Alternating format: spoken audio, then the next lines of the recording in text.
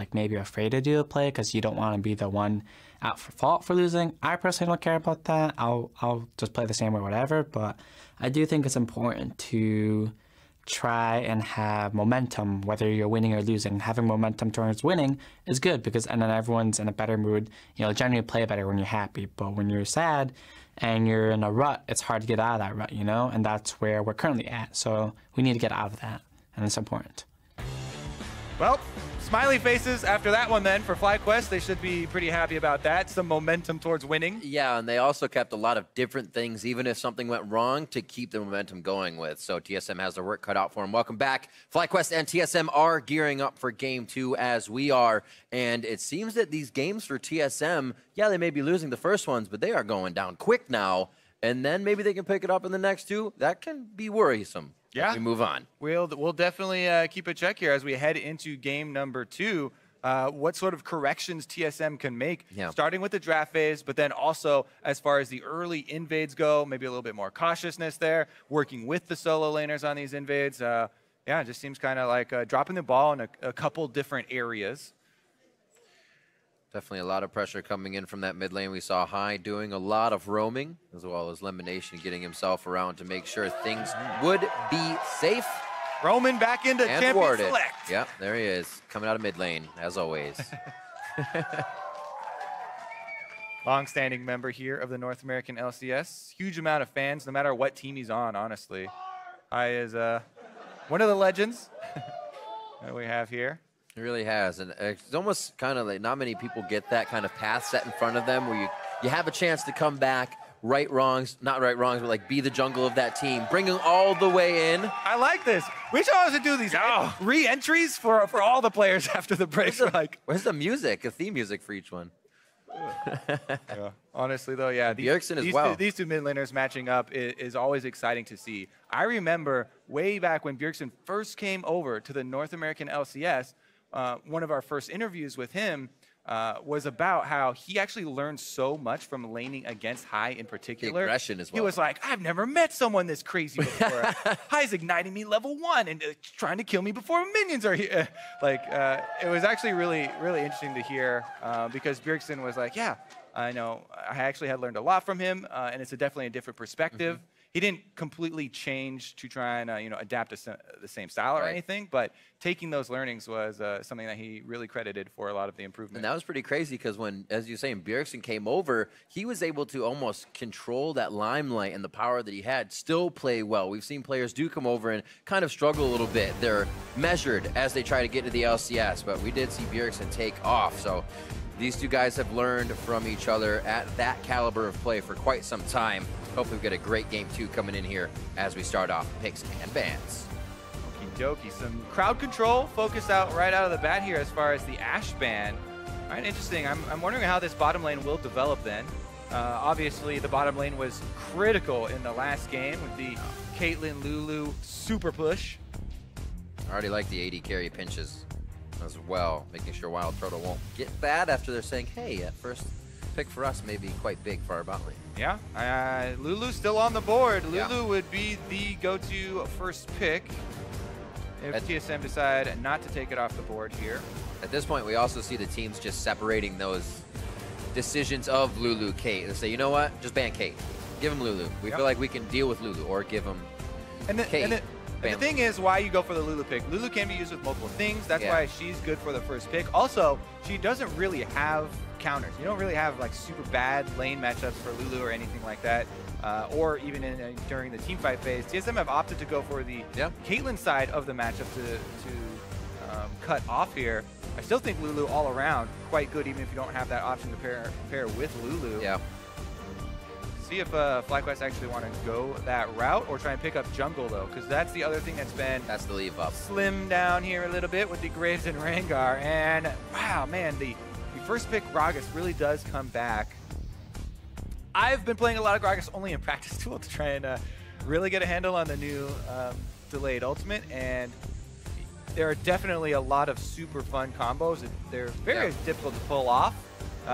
But as we've said, it's one of the most versatile junglers. You can disengage or engage. You can go for early plays. You can build tank early on, which really increases the power of your mid-game team fighting, be able to have health as a go-to first stat is incredibly effective if you are fighting a lot early, and especially around dragons. I was going to say, we also saw Someday on it yesterday, lock and rumble. So yeah, it's good. Rumble to the top. Really good point there, though, Riv. The flexibility of the champion not only applies to your play style, but the lanes you can go to. Very, very helpful in that sense. And powerful in both situations. Camille and the Lulu getting locked in, so a little bit more safety as Haunter dives into the ultimatums here. That won't be on Elimination this time. That's Karma.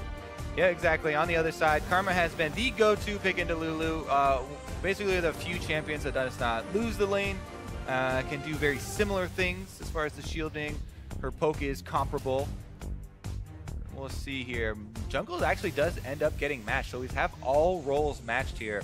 And I would expect a little bit of mid lane focus as far as second round of bans, especially from TSM, as typically teams have looked to try and force high down into a more expected pick and try and attack his champion pool. Bjergsen with one of the more robust champion pools as far as mid lane.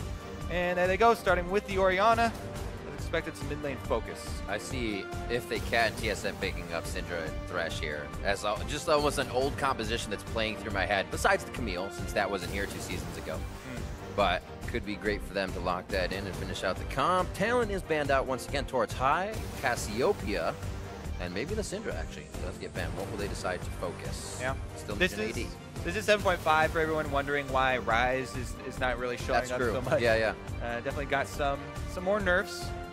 People still feeling out the viability of the champion, but definitely gut reaction is those were fairly significant.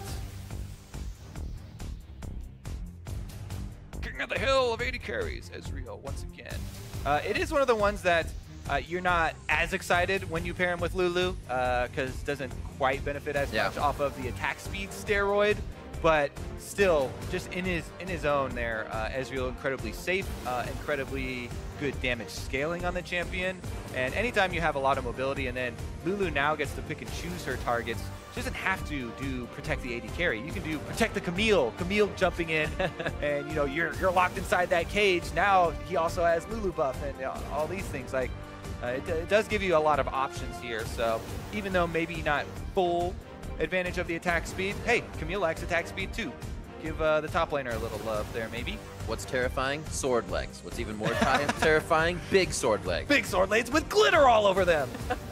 That stuff gets everywhere. You don't want that. Ooh, Hylock's in the Zed to come in here. So a little assassin play to cause TSM some chaos in these fights, but you also are up against the Lulu.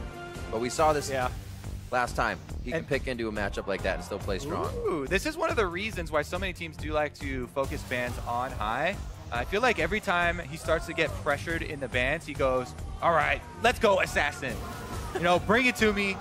I'm going to go for the kills. It turns more into a composition as that challenge has been put out there. I take challenge. Honestly, though, no reason to really deviate from this Vlad. Very strong pick at the moment. A lot of the answers have been banned out. Do have to watch for the Ignite kills, and basically it's cooldown tracking as far as this matchup goes, because obviously Vladimir does have answers for the Zed with his pool and builds into Zhonya's very easily. Yeah. If he wants to actually raise priority on that item in his build path, he can. Luckily for FlyQuest, they actually have a fairly rounded team composition here with a lot of magic damage coming from the top side and the jungle, and that might make choices a little bit more difficult from Bjergsen.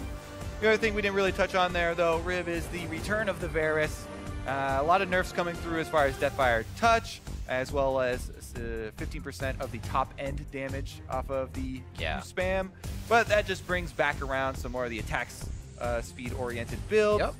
And we'll see what he does decide to go with here. We've seen, Hurricanes plus Infinity Edge. Blade of the Ruin King is still an option.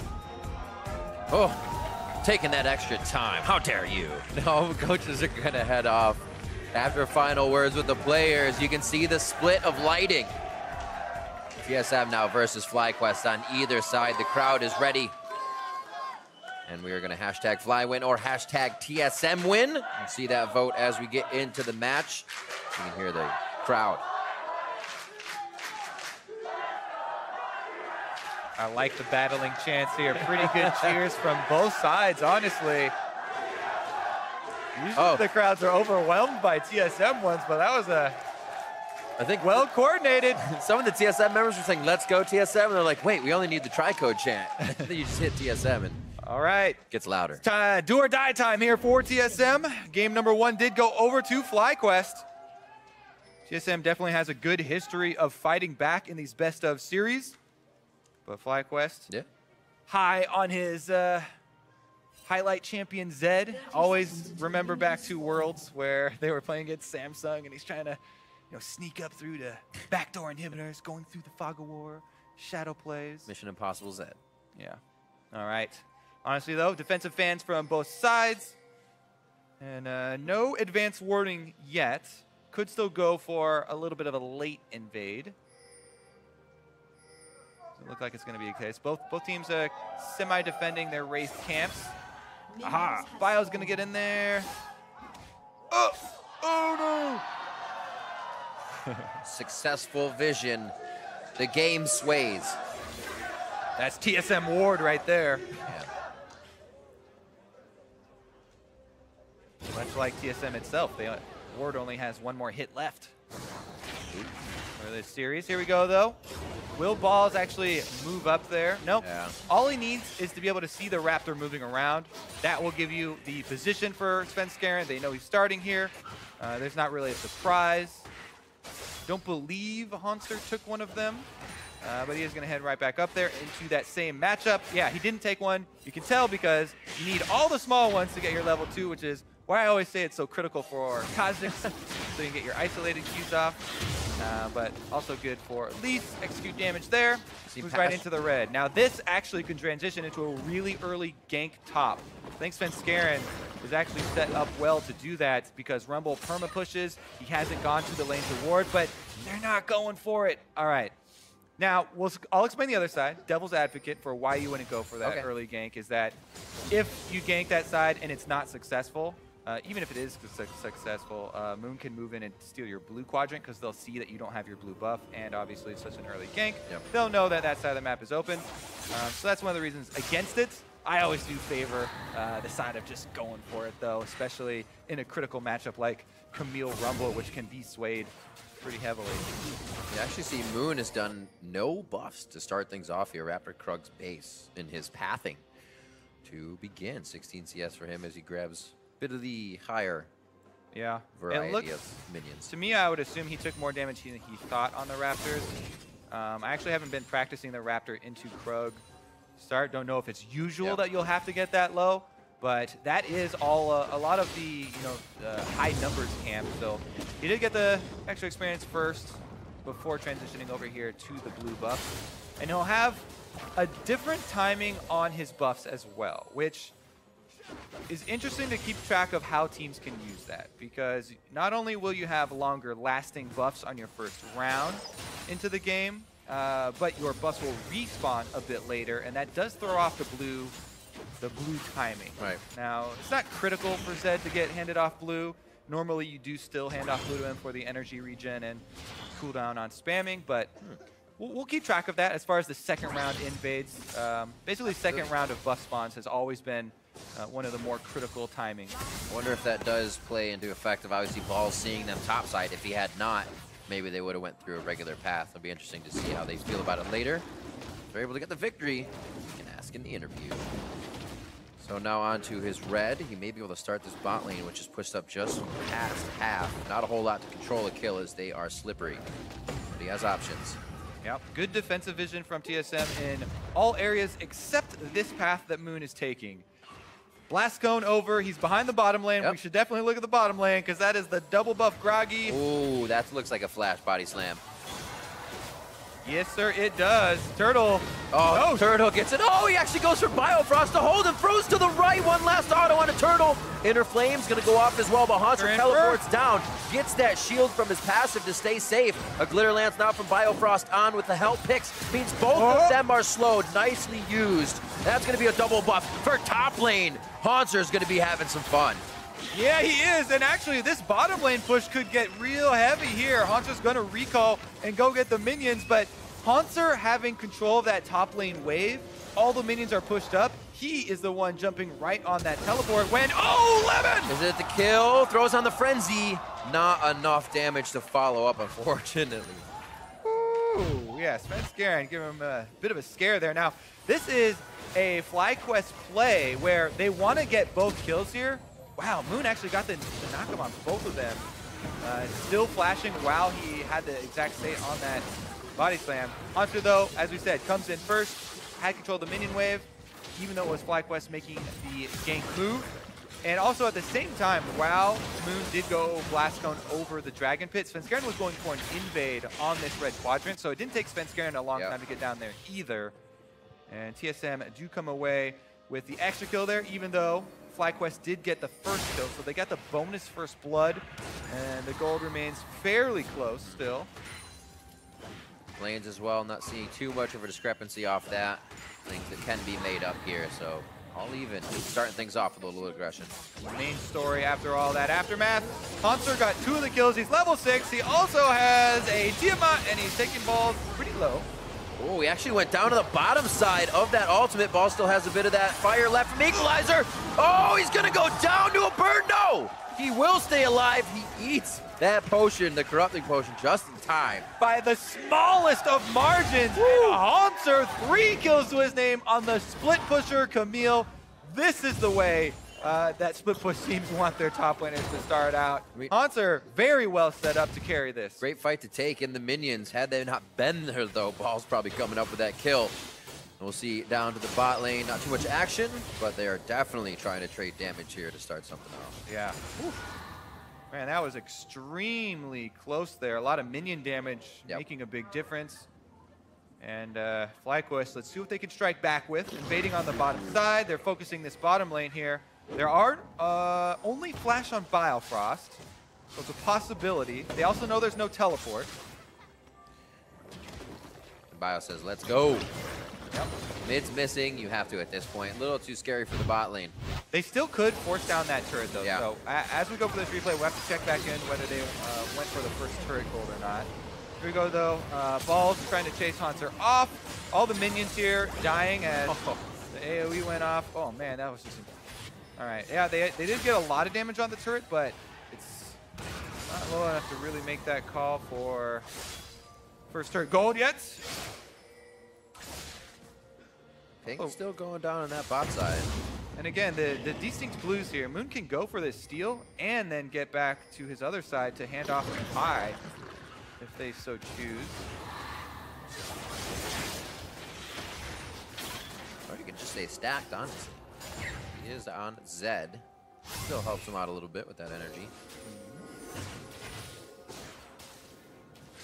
Level 6 for Balls now. Teleports up for him. Doesn't look like FlyQuest is as active last time this game. They've been kind of fending off TSM with their aggression here to start things. Monster in that teleport to start things off. And he's going to go ahead and roam a little bit more. There's vision here, but possibly a kill. Oh, yeah. Monster is holding a lot of the power for TSM, and it looks like Hai might be his next target. He's going around behind the turret. Pearson, they're waiting for him to shove this wave. That's exactly what they wanted. Now as he goes to retreat behind the turret, he'll pull back to the shadow, right into the arms of Haunter for Death's Embrace. Pretty easy as far as that one picked up, but Bio, whew, A little too close for comfort on that one. Gets drunk under the table. And Moon comes up with a helpful assist on Elimination's kill, as well as All-Tech there. the Camille definitely is a factor. He lost a couple of minions going for that play mid, but definitely Hai gonna feel that one as well. The Zed already falling behind in CS, and life does get hard for Zed. I don't know if Balls actually goes for this. I guess it's just a harassment move, but life does get fairly hard. Oh, he's actually gonna go finish it. Yes, he so hesitated to go in for the kill, and he's probably gonna lose his life for it. Hesitation comes back and bites him. That is adding more fuel to the fire, or just more fire to the fire. Haunter now with 5 kills on the split push champion. But the juicy shutdown. Oh man, yeah. Almost. That is going to be a tilter for FlyQuest. Regardless, what I was about to go into for Zed, the problem he's going to be seeing here, especially versus a Lulu composition, you already brought up the difficulties of later on trying to get executions on Vladimir.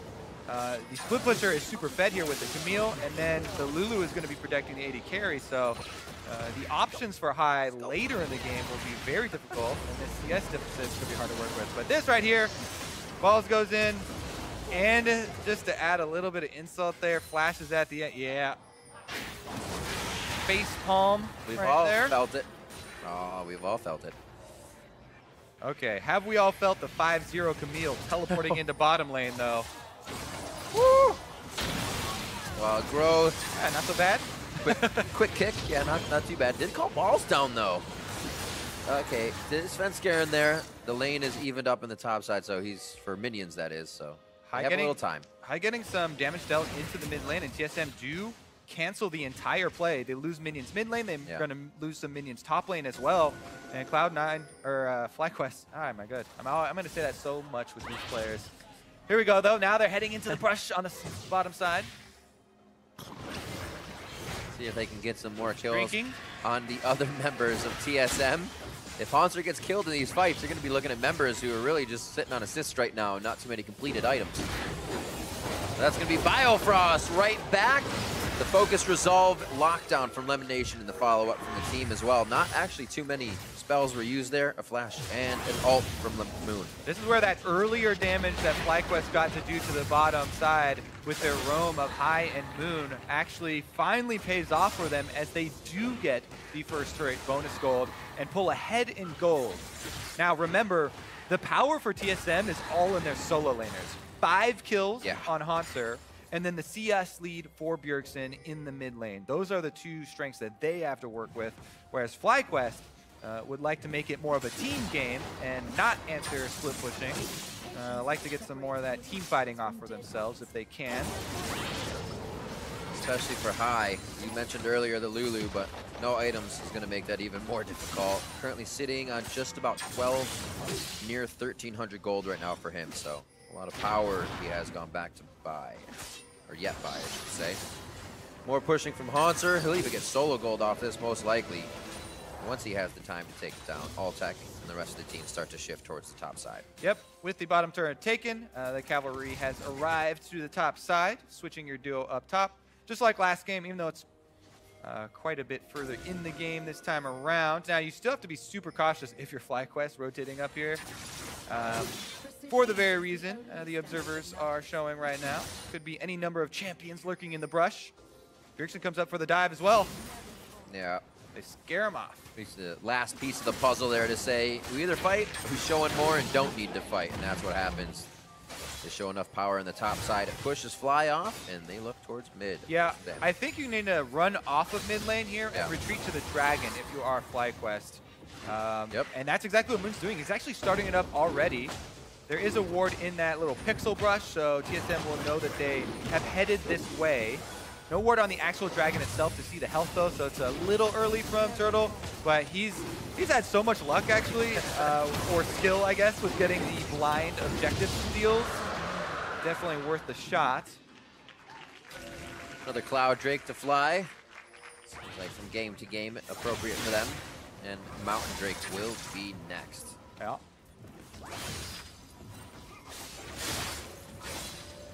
See where the play comes from for here. Not too much of a gap separating, as both teams will back. Wards more into the defensive position at this point for both TSM and FlyQuest. Doesn't seem like Moon's start, whether intentional or not intentional, has really affected the game all too much. Just something different. I would say, nope. I would say that it transferred to Wild Turtle, but it still goes to Svenskar. I too would have said that would be an optimal transfer to Wild Turtle. Ezreal, one of the most annoying users of the red buff for the enemy team. Would optimally like him to have that actually. Not the biggest of deals though. We shall see. Svenskar still is on this side of the map. A lot of defensive vision so far for both teams, considering it's still fairly close here. See if this lane gank actually can pay off. Now, this is not a mobility boots elite. You can, actually mid lane. Ooh, Protobelt only hitting about 2 of the missiles. Emo play goes down, flash forward. Tides of blood washes High away. Another kill coming into the mid lane. The Proto Belt Vladimir takes his toll. Can Lemonation pay for it? Long cooldown on Pool. It doesn't look like he has the damage to get in, though. As cool as the support role has developed, and the extra power that's gone into it with the last couple seasons of changes, still not at the point where finish that one off. Soon, Kobe. Just soon. They're just gonna get stronger and stronger and stronger every season. Why not? Happens to everybody else. Everyone else gets stronger. 25-5 to 24, still just creeping up. Very, very even between both teams. Waiting for that opening fight to happen here. Like we said, Fly wants to meet these fights 5 on. Yeah. It looks like TSM is trying to keep Turtle and Biofrost in the back while the front line does quite a bit of damage. Again, huge strengths for TSM in their solo lanes. Not really a surprise there, but it's extremely apparent this game. Bjergsen actually could just chase High around, whatever lane High goes to try and meet him there now that he's got his Seekers and Proto Belt.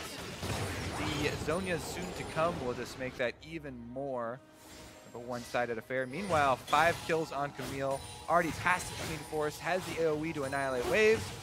Hanser basically king of the jungle right now as he's going for the red quadrant invade here. He's gonna have to settle for some wards. Interesting little hit. Himself out safely. Hanser back to the bot side to create a little bit of pressure here as they start to try and spread Fly thin. And again, FlyQuest are actually the ones that actually implement these split pushing strategies quite often. So now they're the ones that feel the pressure of constant side wave pressure that we actually can't answer. Yep.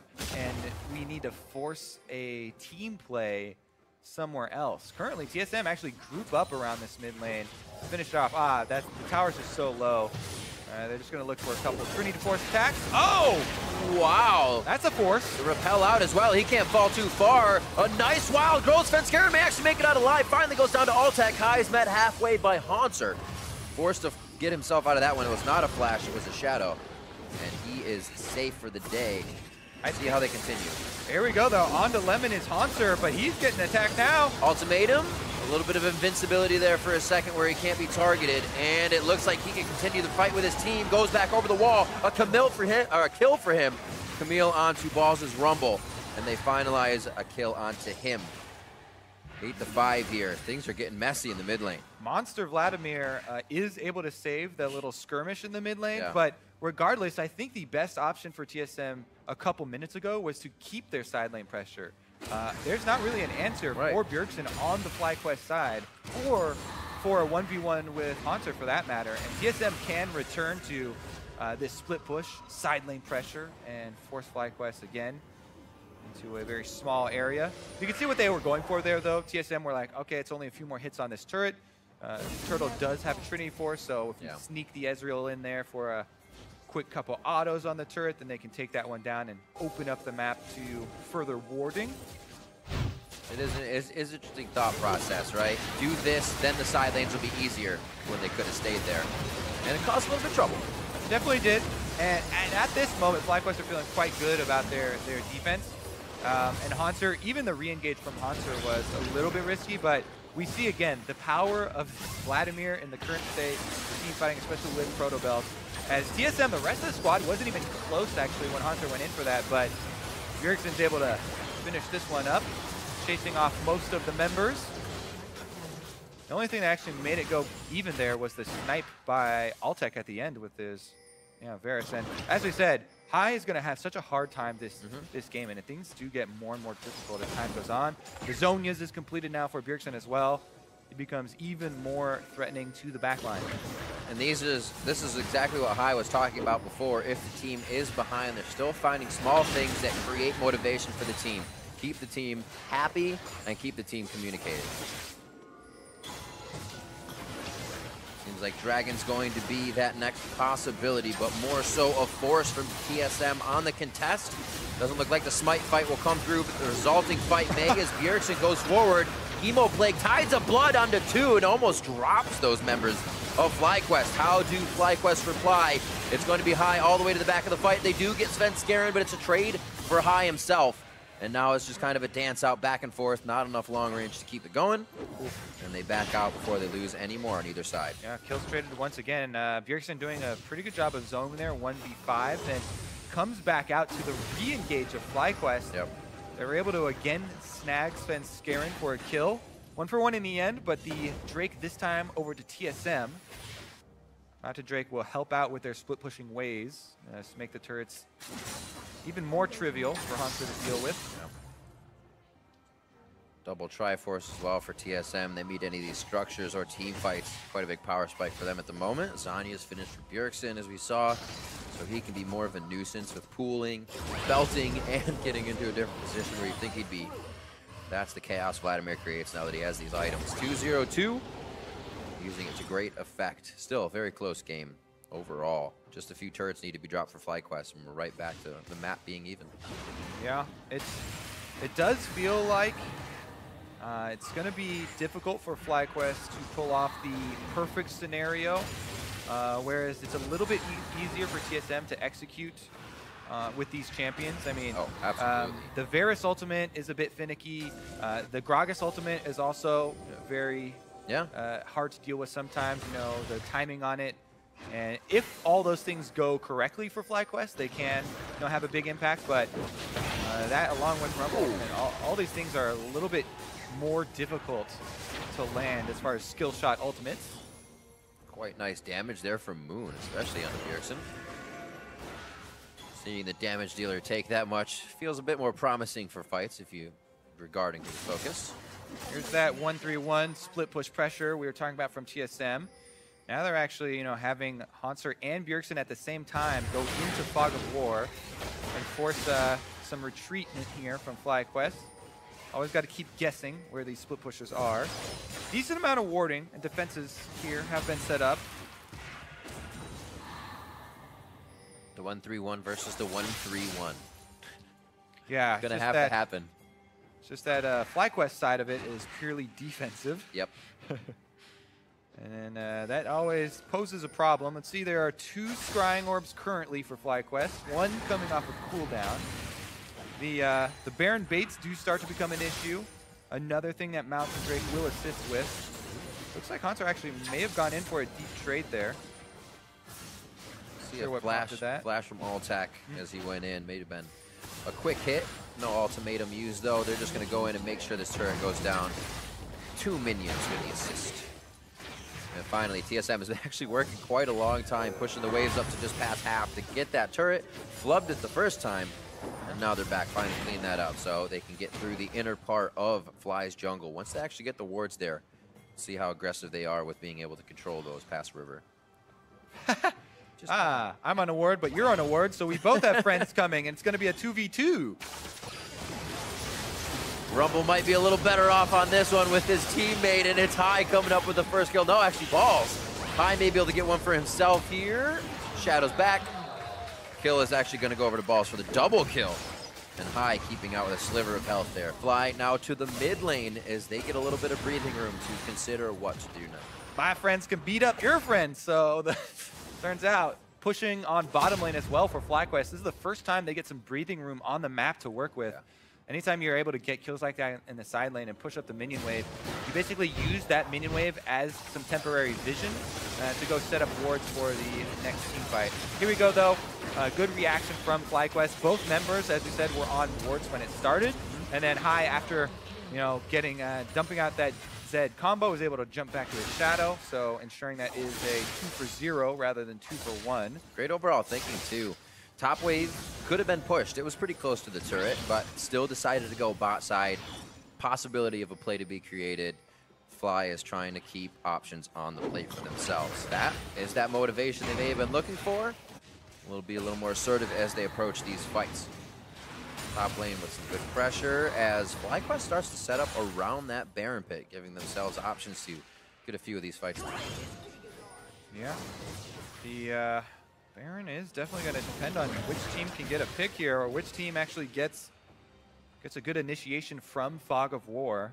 I can go a long way when both squads have quite a bit of damage at their disposal. See here, once again, both split pushers fading into the fog of war. Not really a hard commitment here. True shot barrage over Baron, making sure they can get some wards, and you see TSM now feeling comfortable that they can make their way and clear out FlyQuest wards. Very much so playing as a team here. This next fight will tell quite a bit for these 5 or 10 minutes. Yeah, Vision trading hands here. TSM are able to move in after that barrage, and you take the first step, push up the minions. It's basically the vision around Baron goes to whichever team just got the last push on the side waves, because the other team has to go handle them and show their solo laners, even though both bottom laners now, previously top laners, have a teleport ready. Nice positioning. Bjergsen on the top side getting that wave prepped. Bot wave by Hanser the entire time means Cloud Drake is theirs, as you see Fly try to recuperate on getting more wards forward and just clearing out these waves. Power in numbers, Hai should be able to get this top turret without any problem, and the team can start to work elsewhere. Yeah, definitely still control over to TSM. Able to pick up some more movement speed for themselves, which is, you know, decently important here in the split push game that they've been going through. Actually backing on it, quite low, but too many members. Hai doesn't feel comfortable on that one. It may just be for the next time when they have more vision up there. I'm so curious how the next fight will break out, because I'm trying to theory craft the way these two fights goes, and they're actually, because there are so many offensive tools on both sides, it's difficult to play it out, and definitely does depend on who's the one with the Fog of War advantage. Currently, control wards, extremely important here up on this Baron side of the map. FlyQuest have gotten a decent amount of defensive ones out. Really got to have so much respect for this level 16 Vladimir. And he gets to work with basically against 0 crowd control, so the first hit is going to work. He can then either Zhonya's or pool, so it's 100% chaos from Bjergsen in the beginning and almost complete safety to escape. Exhaust as well for when Hai comes in. They don't have that for Bjergsen, so his damage is going to stick. And TSM have made an interesting switch here, where they've opted to use Bjergsen as, instead of the solo lane who's unanswerable up on top side, basically the immovable wave clear in mid lane as Vladimir, and they sent Turtle and Bio up top to get that push going this time around. The vision is slowly turning in TSM's favor, though, as they're inching up further and further, and now they're going for the bottom side play. Big chunk on the balls. Interesting hit. Zhonya's flash forward as well for himself. This is actually TSM getting themselves into a sticky situation. That's going to be Hanser going down after one more shot. No, he's going to live. Beautifully done by Hanser to get a little bit of HP back there. Moon has just been left now stunned that he wasn't able to pick up the kill there. The rest of the team filing in, and TSM not looking too bad on something that started looking scary. They're going to get out safely. Insane timing on the redemption there to get Hanser healthy enough for him to get over to the minions and get health back on the W. Ooh, the slimmest of margins, Riv. All right, let's take a look. Because the first redemption, Balls actually does his Zhonya's late here, so the FlyQuest redemption isn't able to land the heal since he's in Zhonya's, and then flashing away, he is still dead. In order to get that, though, TSM had to go so deep. Hanser walks just back in the edge. The slimmest of margins there. The edge of the redemption he gets into, then he gets to heal off the minions and make it out, but in the end, it is just one kill that went over. Definitely an exciting one kill, though. I was just going to say, you're only 29 minutes in here. So much has been happening. It feels like we're so much later into these games. Hai going to give Bjergsen the what for. Should be able to... Oh, no! Locked up, knocked down. And as Balls goes down, actually, Hai goes down as well. We just saw Balls come back up from getting that Zhonya's down in the lane. He'll fall once again. Them solo laners, Riv. Yeah. TSM playing to their strengths now, able to get solo kill or solo laner kills on opposite sides. Svenskeren was obviously very critical in the top one. This one was all Hanser, knowing that Balls had used his flash as well as his Zonias in the previous dive. Pretty easy target for him to chase down. Up on the top side, Svenskeren had that great cocoon to turn around High's aggression, and now it's going to be up to a Baron steal. Oh boy, Altec, Redemption comes down. He doesn't have heal, but they're going to get the last auto in. Moon's inside! What are they going to be able to do? Moon goes down, Baron goes down. That's TSM's a valiant attempt, as they were also trying to deny a turret going down in the base. That inhibitor turret's very close to going down still, and TSM's going to be coming in with Baron. TSM has Baron. Hanser also has his teleport, so even though he won't have Baron, he can join up with the rest of the team after they've gotten these waves pushed. So they don't actually have to wait a super long time on the death timer here, and they're already sending Bjergsen out here to get bottom side rolling, while trying to get the other two lanes in their favor as well. Take another look at this one. Yeah, this one, if Moon had been able to steal away this one, it's a really bad thing for TSM. They make the correct call here to stop damage on Baron when you're faced with just one enemy, and it's the jungler. Everybody stop Baron, DPS him down while it's out of smite range, so there's no steal that has a possibility of going over, and they can actually use this one to push now. Let's see what they can get done with it. Sounds so easy, Kobe, but sometimes that becomes chaos. Yeah. Don't hit it, don't hit it. We have seen that go very bad sometimes. Look at this FlyQuest move, actually. Everybody up to the top side, and there's three members. TSM are split. There's only one ward in that side of the jungle. As long as they can prevent themselves from walking over it, they may find themselves an entry into this fight. And right now, that would be a split one. Bjergsen will be the first target, but they decide to keep power in numbers. All five with just High on the outside to peek around. He's basically the safest one to do so. As you said, those scrying orbs, making sure they can get themselves some far vision. Ooh, King's onto mid lane here, but Camille pretty slippery, and Hanser's able to evade there.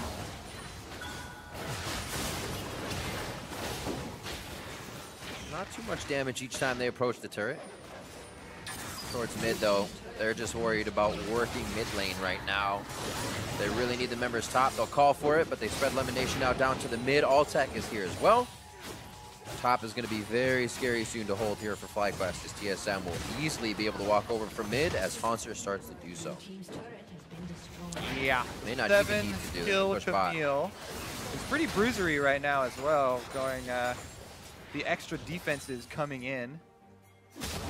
Definitely will be a menace in the team fights. Not to mention, TSM also still in command of the Lulu pick. They can add those extra defenses over to whoever is focused. Scaling is really working quite well for them now. All the vision in their favor. Easily clean up the extra dragon. Moving quick, too. Another cloud in their favor. TSM most likely back off. They'll have a quick back due to Baron still being up for a few more seconds, and then back into the base. Elder Drake is obviously coming up next. That'll be your final elemental. And a 6-1-1 Altec. Not with the safety of a Lulu this time. Doing what he can on this auto attack Varus. Warlords in the end. So hopefully he can get those charges up and keep himself for alive a little bit longer, as these fights are getting pretty crazy, and TSM is really the one lasting in these extended fights. Yeah, he's definitely going to be difficult for Altec to deal with the double dive of a Vladimir and Camille, both of which fairly heavily fed. Bjergsen's at pretty much a full build. I'd like to see that upgraded into a Medjay's for the ring, or you can always sell it and build your Void Staff. Wah wah. Medjay's are more exciting, honestly, though. Also exciting is watching if the split pusher will get too close to the bush. Not this time. Not today. Takes a seat, goes back. Altec actually 1,700 gold for himself to be spent. As Wild Turtle goes to join the team bot side. Now it seems objective free on the map, being that Dragon and Baron down. TSM can work the bottom side here. Make sure nobody comes in for the top side of Hanser, and he has safe push. Yeah, they're taking their time, waiting for Another objective to really pull FlyQuest around here. Currently, all 3 lanes are right up against the base. No hard commitment, though. They know they have a healthy amount of respect for the aggressiveness of FlyQuest. These are the guys that can go for 5-man all-ins, drop of a hat. I'm wondering, they have a ward just by Pixel Brush near Baron, one just over by Wolves, which would be mid, probably alert TSM quite early. But if balls could get back there and deny the escape route, it might be something. You have to be very careful in these fights, though. TSM so strong right now, and they have to get the perfect ultimates on the side of FlyQuest. TSM is taking their time here.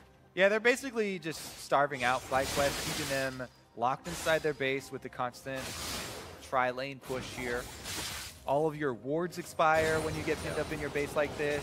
You lose a lot of income because you don't get as many of the jungle camps. It makes you really take the long route around when you're trying to rotate between lanes. And you just generally lose smaller and smaller tiny advantages here as TSM wait for the big objectives to come back out. Baron will be 1 minute. Elder Dragon as well coming up fairly soon. And those are the things that they might be able to use to draw you out of the base.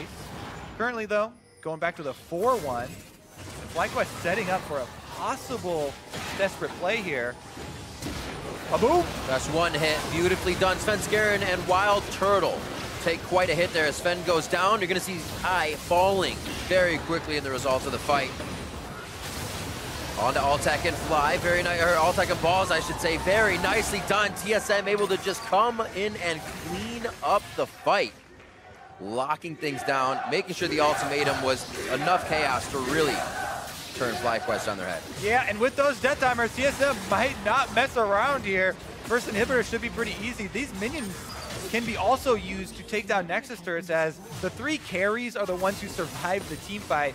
Even though FlyQuest had a quick 2 kills, TSM looking to end. This lead up to the one explosive fight, 37 minutes in. And TSM taking a very patient role in this one, are able to take game 2. TSM bring it to a game 3 versus FlyQuest. True to form. TSM strike back in the series and even it up. Well, this is bad for FlyQuest. They're 9-0 in game 3s for TSM. We heard it on the analyst desk. Oh boy.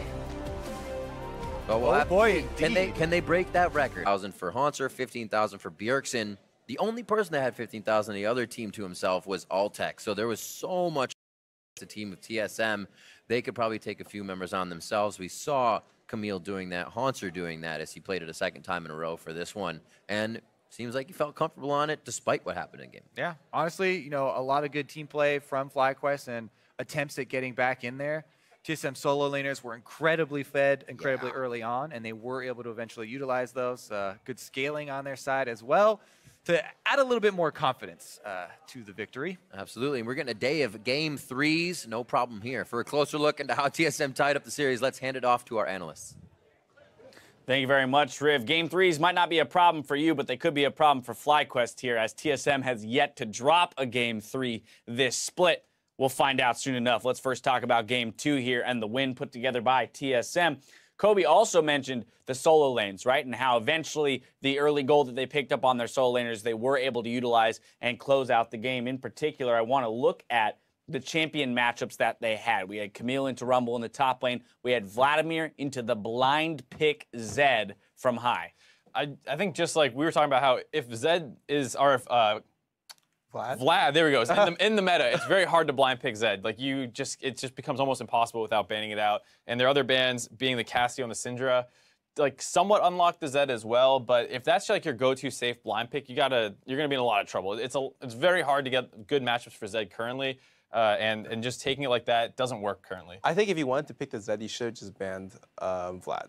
And left up the Syndra, because that matchup has always been like okay for the Zed player. You have outplay potential. Zed, you should have just banned Vlad. And left up the Syndra, because that matchup has always been like okay for the Zed player. You have outplay potential, and Syndra's always been very susceptible to assassins. Right, and the other thing that I like about it is then you're allowed to take the Syndra yourself if they don't take it in that first draft pick with the second phase of the draft. So I think just leaving up the Syndra, like you said, ban the Vladimir is a much better choice for them. Who knows why they didn't choose to do that, but it got punished. It's really kind hard. of unfortunate because what do we do? Right after game 1, we're like, great. FlyQuest adjusting back to a more standard meta draft, and we see what they can do. This time around, it does again feel like they kind of picked themselves into a much more narrow focus, right? Of course, if the Zed by some chance gets rolling, could run away with the game, but you're setting yourself for that's a very steep hill to climb when you could have maybe picked something that would operate a little bit smoother. The other thing I want to look at, though, is that Camille Rumble matchup in the top lane, but mostly because of the way that Haunter was able to get himself an advantage by visiting other lanes. Of course, we had this TP in on the bot lane following the kill picked up by FlyQuest. Gonna set Haunter up to then dominate that top lane matchup. Right, and the Camille Rumble matchup is one that's definitely Rumble favored early on, but if the Camille is able to grab some early kills like this, she gets control of the lane a little bit. So the fact that she gets the double kills, gets the double buff, opens her up to actually force this trade a little bit later on. Now that they're both 6. Well played by Haunter going in here. Not bad by Balls either. He almost is able to win this, but just not quite able to. Yeah, I feel really bad for Balls because he's been in multiple positions where like he's almost killed the other player. Yep. And there's 2 in this game alone. Another one following this onto the top lane tower dive. And it's the kind of thing where it wasn't his fault either. Like it was the bot lane that gave the double kill over. So he was playing this matchup in the previous game, did fine in it. This time around, unable to do so. Does almost get this solo kill, but unfortunately doesn't play this one great. Yeah, it is a strange thing because with that TP bot lane pre-6, Camille feels a lot more impactful just because she has that hook shot. Whereas like a level 4 Rumble TPing in there doesn't feel like it would have been as impactful in terms of covering the distance and actually skirmishing that fight out. So the double buffs, double kill go over, and then as you mentioned, Scara, 2 fights back-to-back where Balls almost ekes it out, just not quite so, and all of a sudden it's a 5-kill Camille in the top lane, and there's almost no coming back from that. Yeah, and that's a big strength of Camille in general. Like, she doesn't lane the best. In fact, she probably lanes some of the worst of all the top lane carries. However, she has really, really good like skirmish and team fight potential as well as like pick potential, and she scales really well from 2 items onward. Player of the game going to Haunter, the man on your screen right there for the Camille play. And again, just the awareness that he has to visit the other lanes and do, it's not just looking for advantages in his own lane. He's looking for advantages elsewhere. He's able to pull it through for the team. What I want to do now is look forward to this 3rd game. All right, TSM has yet to drop one, but that means it's up to FlyQuest to do it all right here and keep that race for first within a 1-game slot.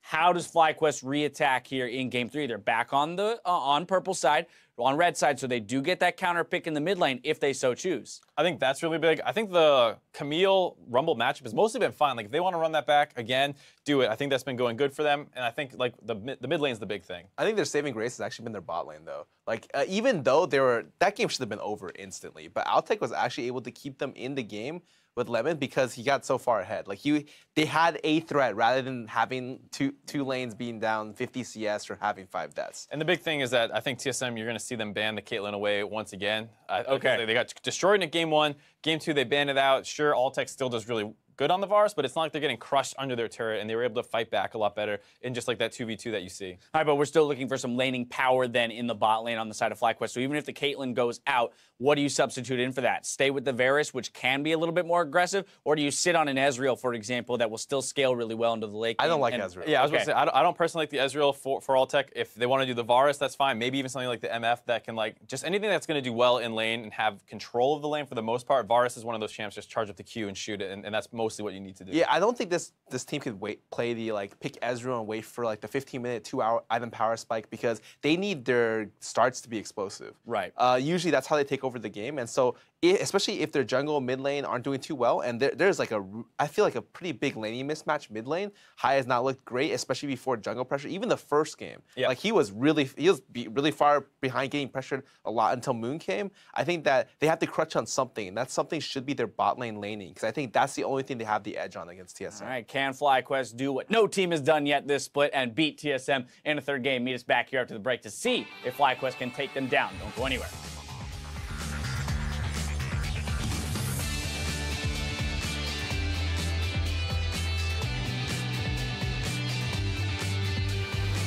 Can we kill Zed? Gragas no flash. Zed is dead. I got Zed. I got Zed. Play so, yeah, I can go the case. Gragas no flash. Gragas no flash. I'm on Varus. I'm killing him. Nice, end the game, end the game.